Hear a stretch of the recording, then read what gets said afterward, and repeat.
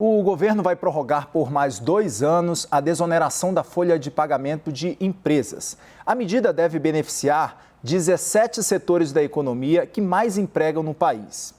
E sobre esse assunto, a gente conversa agora ao vivo com o economista e especialista em contas públicas, Murilo Viana. Murilo, muito boa noite. Você nos ouve bem? Boa noite. Ouço super bem. Muito obrigado pelo convite.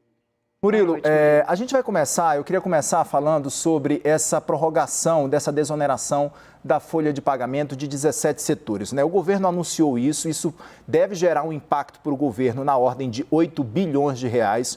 O governo não disse de fato o impacto dessa medida no orçamento público, né? Mas os especialistas já têm mais ou menos uma expectativa disso pelos próximos anos? Sim, existe uma expectativa, evidentemente, que ao longo do... Bom, primeiro é bom observar que a proposta é de prorrogação aí por uns 2 anos, né? Porém, temos que observar também que esse tipo de medida de prorrogação de incentivos fiscais, desonerações, gastos tributários, são medidas que acontecem, digamos, quando está se vencendo o prazo, quando tem prazo de vencimento, está chegando no término do prazo de vigência de determinada política nesse sentido, a tendência é que isso vá sendo prorrogado.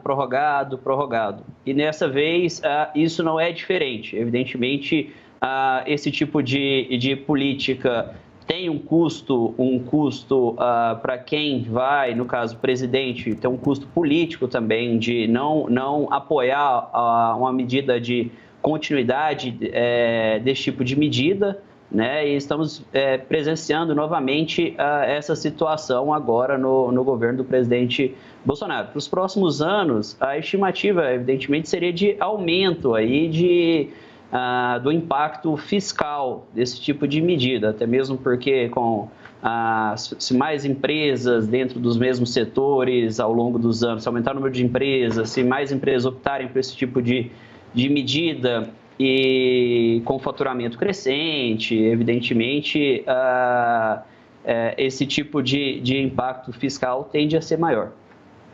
Murilo, Tainá Fafan agora falando com você. Obrigada pela entrevista. Eu queria saber o seguinte, como que o mercado enxerga essa prorrogação aí por mais 2 anos da desoneração desses 17 setores? Eu também queria saber o seguinte, se essa medida poderia ser estendida de alguma forma. A gente sabe que o projeto ainda vai ser analisado na Câmara e depois no Senado, mas existe uma expectativa ou alguma possibilidade dessa medida ser estendida para mais setores da economia? E como o mercado enxerga essa movimentação? Esse é o tipo de política que divide o mercado. Evidentemente, para aqueles setores que usufruem desse tipo de política, há o apoio, claro, para a prorrogação da desoneração. Agora, no mercado como um todo, existe uma preocupação aí de como que vai acomodar esse tipo de política do ponto de vista, especialmente do teto de gasto. Quando a gente trata da desoneração da folha de pagamento, é um tipo de medida de incentivo fiscal particular, porque, em regra, renúncias fiscais não precisam, não se confundem com aumento de despesa diretamente falando, porque isso impacta do ponto de vista da arrecadação. Porém, no caso da desoneração da folha de pagamento, o Tesouro Nacional é obrigado a cobrir essa perda de arrecadação que o sistema previdenciário, o INSS, apresenta. Então, num primeiro momento, acontece uma perda de arrecadação do ponto de vista da mudança da forma de se cobrar a contribuição patronal, né?